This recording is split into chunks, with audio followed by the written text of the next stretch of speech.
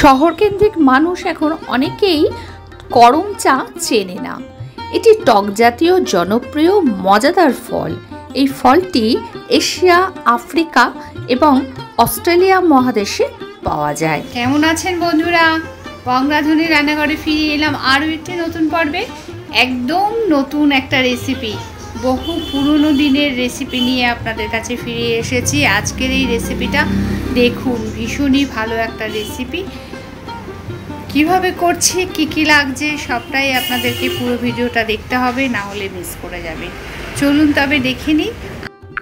বর্তমানে প্রকৃতি প্রেমিকদের দৃষ্টি পড়ায় করমচা এখন অনেক বাগান ও ছাদে শোভা পাচ্ছে। ফলগুলি দেখতে ছোট, কিন্তু কোয়েল পাখির ডিমের মতো, পাশাপাশি লাল গোলাপি ফল, কাটা ভর্তি ডালপালা, ঘন সবুজ পাতা।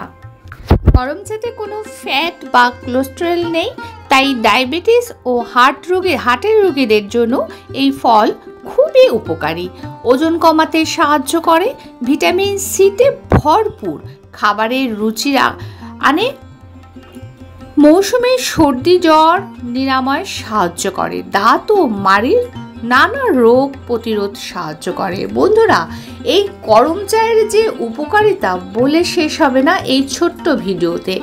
আমি ডেসক্রিপশন বক্সে এই করমচায়ের উপকারিতাটা দিয়ে দেবো, আপনারা দেখে নেবেন।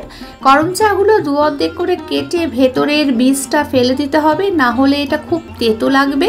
আর যেহেতু করমচা ভীষণই টক, তাই করমচাকে নুন জল দিয়ে ভালো করে একটু ফুটিয়ে জলটা ফেলে দিয়ে আলাদা করে নিতে হবে। এরপর সর্ষের তেল দিয়ে সর্ষে আর শুকনো লঙ্কা ফোড়ন দিয়ে করমচাগুলোকে একটু নুন দিয়ে নেড়ে চেড়ে নেব।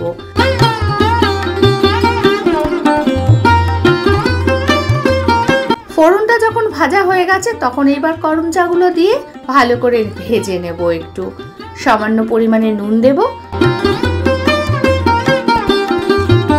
ভাজা যখন হয়ে যাবে, সামান্য জল দিয়ে এটাকে একটু সেদ্ধ করে নিতে হবে। পরিমাণে নুনটা দিয়ে দিলাম, তার সাথে দিয়ে দেব চিনি।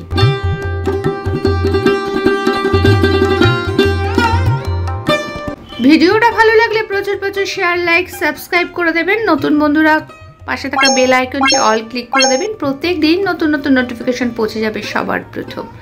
আজ এই পর্যন্ত, ফিরে আসছি পরবর্তী ভিডিও নিয়ে। পরবর্তী সময় ভালো থাকবেন, সুস্থ থাকবেন। আমার সঙ্গে থাকার জন্য, ভিডিওটা দেখার জন্য ধন্যবাদ।